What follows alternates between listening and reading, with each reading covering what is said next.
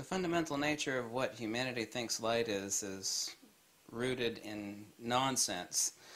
We have only our five senses and our superficial human logic, in most cases of which it is extremely unrefined. If we actually apply retroductive Platonic logic and pure Aristotelian existential thought analysis, and I'm no fan of Aristotle, to the nature of light, we can say that light itself is merely a concept. Light does not exist. Light is not an autonomous thing. It is a complex field modality, it is a coaxial circuit comprised of longitudinal rarefactions and transverse, whether that be linear or circular polarization, transverse electrical and magnetic components. What we actually have is a repeating toroidal pulse perturbation with which electricity, by the way, is phi times psi q in Planck of electrification. Electricity is a hybrid of magnetism and dielectricity. We have a repeating toroidal pattern which manifests at x known frequency of the electromagnetic spectrum, all the way from gamma to the other end of infrared and further.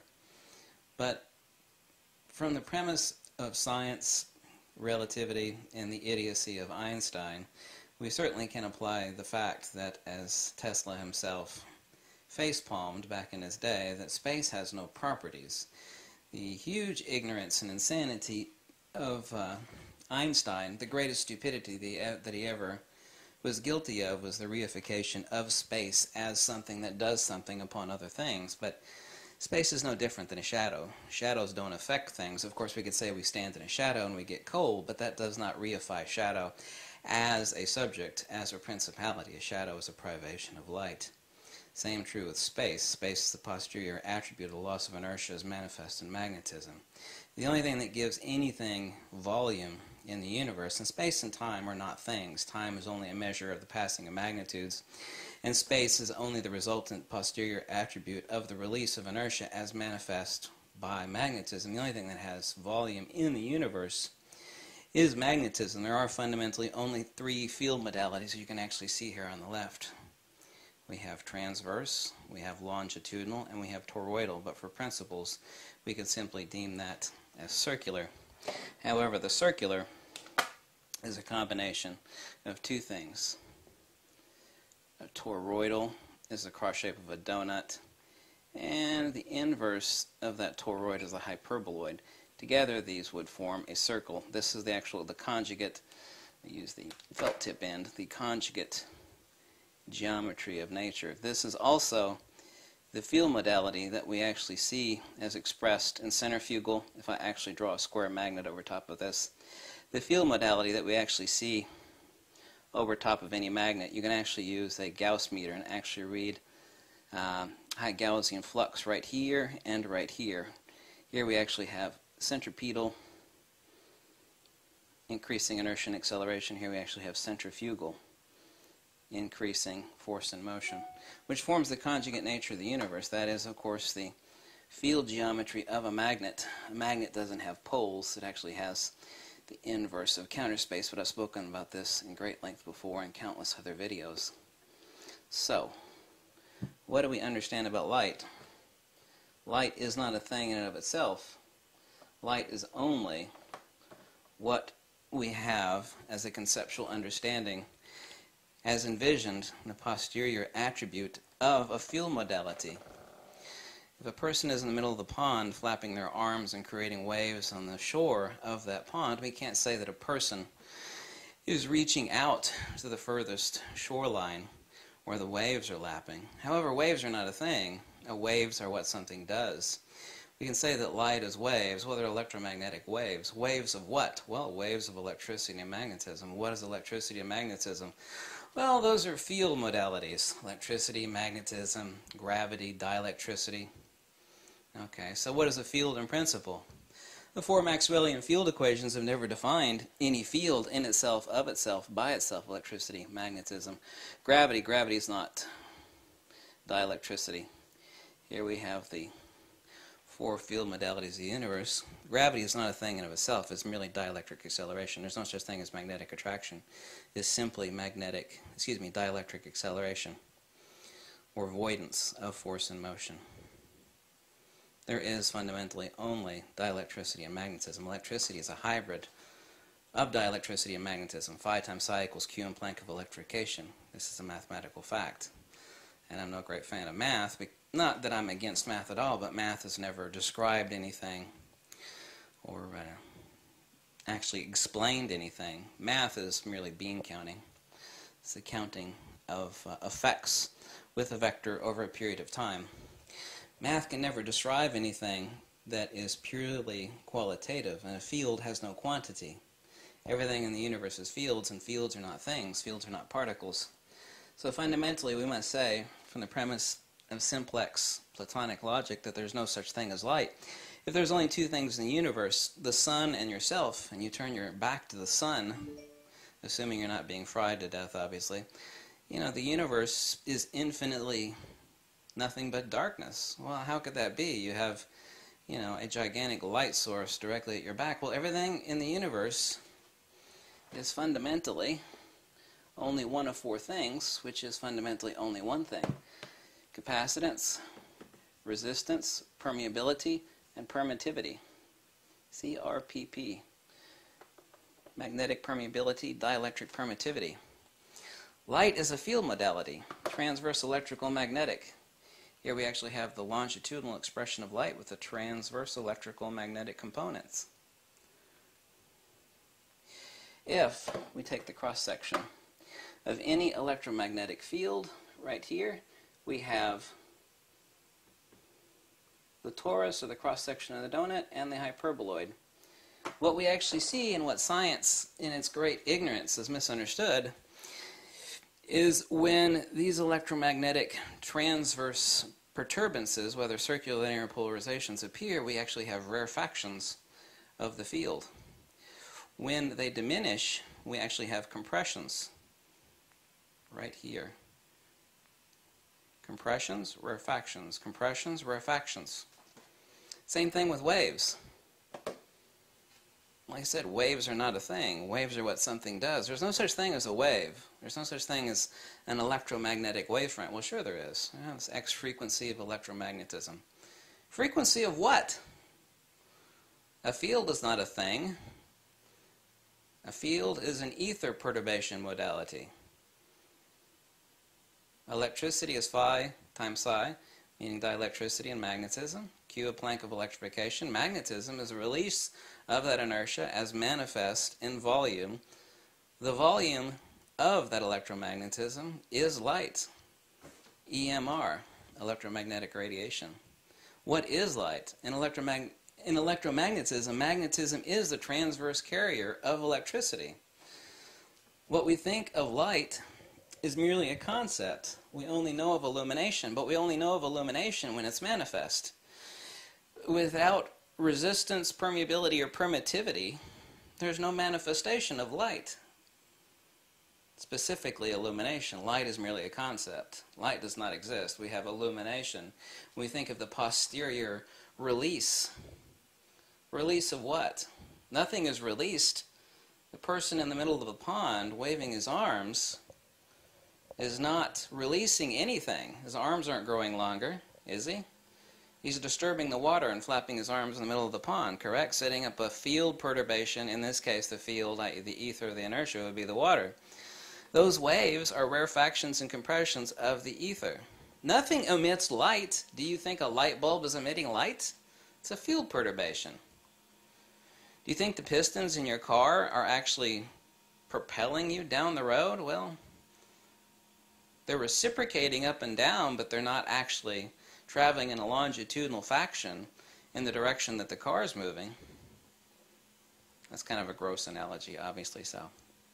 How is it the case that people don't understand, and we don't think that way? We think of something larger as able to contain something more. The larger it is, the more power it must contain. A larger bulldozer is more powerful, right? Well, the inverse is the case of electricity. Here you'll actually notice transverse electricity and magnetism of, say, infrared radiation. This would be low energy light, infrared radiation. Up here we have, for example, high energy light. Let's say this is gamma radiation, right? Or say it's ultraviolet. Rarefactions and compressions. All these little compressions right here. This, as you can see right up here, cross section of light. specifically a field perturbation. And that field perturbation as a field modality, and it's a coaxial circuit, it's a compounded field modality, is nothing other than a rarefaction and compression of a field modality. All these little compressions are what the modern sciences call the photon. These little compressions right here, these are the pulse perturbations that actually occur in the coaxial circuit. Anytime there is a release of energy, the resultant is rarefaction of the dielectric longitudinal pulse perturbation and the manifestation of transverse and electrical magnetic. Whether it's linear polarization, circular polarization, doesn't make any difference. What if we were able to, and by the way, I arrived at this at completely other means before ever reading, what's his face, Walter Russell's book on light. But I had no idea that him and Tesla came to the same conclusion as myself, is that we have low energy light here, let's say it's infrared, high energy light up here, gamma radiation. If we have very high energy light, what happens is that the compression actually moves to the center of the transverse electrical and magnetic, and what we have is the building block of all matter. We have the manifestation of the proton. Now, science is correct about one thing. They say 99.99999% of an atom is empty space. It's nothing. Well, that's kind of true, but not really. What they mean is there's no particles there. What is going on there is electromagnetic dynamo. That dynamo is creating a certain radius in picometers in the case of an atom. That would be the voluminous diameter, and then 3 dimensions, the volume of the atom. And what we have in very high energy light is the fundamental building block of all matter. In this case, it would be the helium atom. Now, there are no electrons. Nikola Tesla, now before you scoff at me, I will point out to you the fact that Nikola Tesla, and I've got quotes from Nikola Tesla in my last edition of my book, Nikola Tesla, Steinmetz, Oliver Heaviside, James Clerk Maxwell, far smarter than, don't take this personally, far smarter than all of you people combined. These are the gods of electrical theory. They denied any such nonsense as a charge-carrying particle, or what we commonly deem an electron. This is an absurdity. Just like the photon, these are purely conceptual reifications and concepts that were shat out of the minds of atomists and existential materialists. I call this the cult of bumping particles, because in the case of relativity and quantum mechanics, everything is a unicorn particle, even if it's never been the output of any experiment. By the way, there's no such thing as a photon that's ever been the output of any experiment ever done. Never. There's never been any such output of a photon. Never. These are concepts only. They denied any such notion of electron as a charge-carrying particle. We do have, however, in the case of light, a coaxial circuit. We have rarefactions and we have compressions. These are compressions right here is what modern science calls the photon. They're nothing other than dielectric pulse perturbations in the coaxial circuit of light. If you think that there are particles traveling inside your camera, or particles hitting the back of your eye when you look at something that's illuminated, then you're delusional. It's the same sort of idiocy that thinks that that outside your house on the power lines there are trillion particles per millisecond traveling down those copper wires on the power lines outside. I mean, that's absurdity. So, from the premise of modern science, those copper wires outside, what's going on is, those are tubes that, charged particles are traveling. No, that's an absurdity. It's an absurdity. From that very premise, a mere dynamo at the Hoover Dam would have already squeezed out all its particles shortly after it was turned on. we'd have a violation of the law of the conservation of energy, whereby which a dynamo is constantly manifesting particles. The water turns the dynamo creates electricity, which is brought down the lines to feed Las Vegas and California. That dynamo and its 10,000 pounds plus of copper wire would have violated the law of the conservation of energy decades ago. I guarantee you it still weighs 10,000 plus pounds, or however much copper copper is in the windings of each one of those dynamos. I think there are, what, 4 at the Hoover Dam? Complete absurdity. There's only one fundamental field modality that manifests either toroidal, longitudinal, or transverse. There's only one fundamental particle. The release of a neutron, a quote-unquote free neutron, for example, it turns into, and you can look this up in Wikipedia or anywhere, I think the average, what is the average decay of a neutron is 17 minutes until it turns into a proton and then becomes a helium nuclei. So when a neutron is released from an atom, it will immediately turn into a proton. So since electrons don't exist and neutrons always turn into protons, then fundamentally there's only one particle in the universe, the proton. So light doesn't exist, only illumination exists. But when we talk about illumination, we talk about waves, but waves don't exist either. Waves aren't what something is, but what something does. So what the hell is waving? It's a field perturbation. Your light bulb doesn't emit light. It's ridiculous. The person in the middle of a pond flapping his arms doesn't emit anything, except maybe for some gas if he's excited, or gasping for air. Doesn't emit anything. Sets up a field perturbation in the water by flapping his arms in the middle of the water. What the hell do you think occurs? Everything is force and motion. Everything is inertia and acceleration. Everything is capacitance, resistance, permeability, and permittivity. Now, let's take, so the fundamental particle is nothing other than very high energy light. So let's take that a little further. You ever seen a water drop? A drop of water, when it's dropped into a pond or a glass of water, what happens is it raises up and it creates this little drop. You've seen that before? Right? Yeah, I know you've seen it before. Drop of water, which would be a pulse perturbation, right? Where you have the waves right here, just like a cup. We've all seen that, right? So let's just turn that on the side. Okay, let's take that water droplet and turn it sideways. Okay, here we have the waves, the water droplet, the waves, the water droplet, right? So what we have here are rarefactions, compressions, rarefactions, compressions, rarefactions, compressions, and this is kind of hard to draw. There we go. Kind of drew it crooked. We have, oh, I drew that really crooked, didn't I? Let's make that a little bit better. Let's first draw it this way. There we go. There's the compressions, and here would be the rarefactions, right? The sideways water droplet, right? Let's see, the water droplet resultant, compression, compression, rarefaction, rarefaction. Here we go. And the longitudinal propagation of light.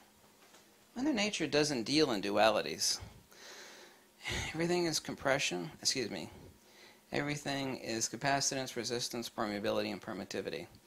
Light is nothing other than a compounded field modality expression with longitudinal propagation. And if we take a cross-section of that light, we will see the same thing we see, let me erase this here, we will see the same thing we see in a magnet. Right here, do you see this? Here's the hyperboloid right here. This would be centripetal convergence. Let's just draw our magnet right here. And centrifugal divergence right here, which you can actually measure with a Gauss meter. Right here. Same right here. These are high pressure zones right here. High pressure is two-way. You can have a high pressure vacuum and you can have a high pressure hose, right? High pressure hose would be force and motion, wouldn't it? Like a high pressure fire hose? Well, the high pressure fire hose on a magnet are these zones right here. These are the centrifugal divergent points on a magnet, which are palpably observable with a Gauss meter. And the high pressure vacuum, if you will, which would be centripetal convergence, is right here. Right here. Right here. Measurable on the magnet. It's measurable. Any Gauss meter will measure it on any magnet. Pretty simple, huh? Mother Nature is screaming out to stupid human beings, but human beings are not that smart. We think we are. Oh, we got our computers and our electric cars, and yeah, we're styling. We're so smart. Mother Nature is going, no, you're an effing idiot, humanity. Not you. Humanity in general. She's scratching her butt and wagging her finger at you. Things are really a lot more simple than science. Science thinks things are really complicated. Oh, we've got a magical particle for this and a magical particle for that. If you were smart, when you were taught this shit in school and college, that there's a magic unicorn particle for this interaction and another magic particle for this going on, and when this happens over here, that's a different magic particle, and then when this happened over here, that's a different magic unicorn particle. If you were smart enough to go, you know, fundamentally I can say this is bullshit. I don't know why it's bullshit, but I know fundamentally this is bullshit. Then you were pretty smart. You were ahead of the curve. A lot of people are still members of this cult, this religion. And that's what it is. It is this. This is what it's called. That's what I've called it. B. Cult of bumping particles.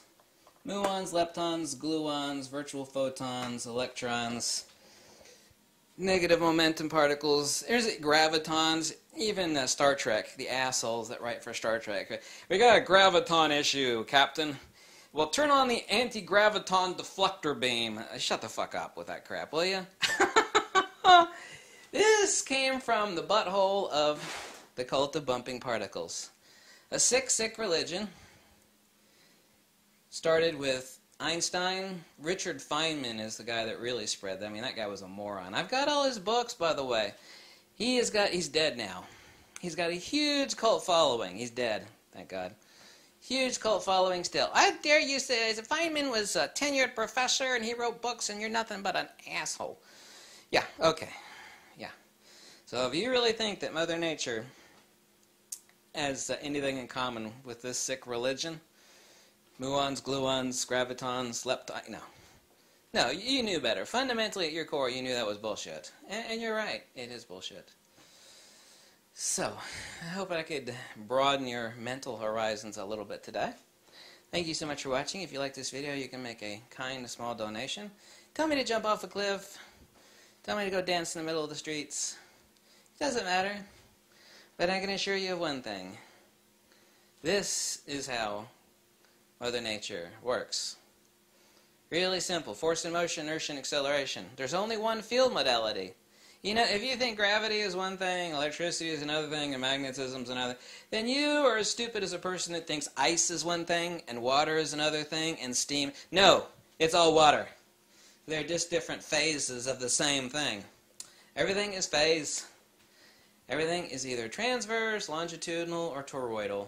Toroidal is just nothing other than a partial circular. Because the conjugate nature of the universe, and I'll leave you with that, as I pointed out before, because this is the true geometry of the universe. Because everything is dielectricity or magnetism, or a complex modality thereof.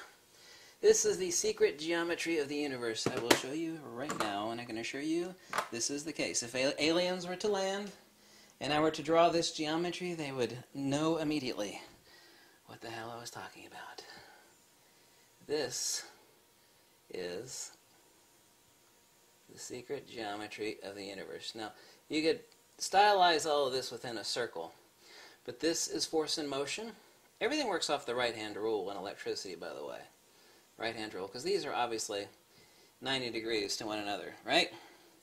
This is centripetal, i.e. dielectric, increasing inertia, the big I. And this is a force and motion, right here. force, and motion. Inertia and acceleration. This is centrifugal, and this is centripetal, right? Centripetal being like a drain, right? Pull the drain on your bathtub, things go down the drain like this, and here's this is the null point. Because at the center of gravity, there is no gravity. At the center of magnet, and this is testable, by the way, not my opinion, it's fact, center of a magnet, there is no magnet. Most powerful magnet in the world, if you go to the center of it, you will find that there is no magnetic flux. The center of all field modalities, there is zero of that field modality. At the center of illumination, there is no illumination. Light doesn't exist. Illumination is a coaxial circuit. A compounded coaxial circuit, transverse electrical magnetic, longitudinal pulse perturbation of dielectric. The E and M are the carrier of the pulse perturbation. Very high energy light is a fundamental particle, i.e. hydrogen. If we were to take the very far end of the electromagnetic spectrum towards super high energy, just past gamma, you will end up with very high energy light. In this case, we mean the fundamental particle of the universe, i.e. hydrogen. There's no such thing as an electron. Tesla said that was bullshit. Charles Proteus Steinmetz said that was bullshit. Oliver Heaviside said that was bullshit. These are the giants of electrical engineering. Far smarter than you and me and all the rest of you combined. Period. I would like to see you refute Charles Proteus Steinmetz. The guy was kind of famous for just having fun and writing out complex math equations, some of which are 20 pages plus long, that some of which have never even been figured out today. Or they're just too huge. That's a true statement, by the way. So, I hope you liked this video, and I'll leave it at that, and catch you later. Bye.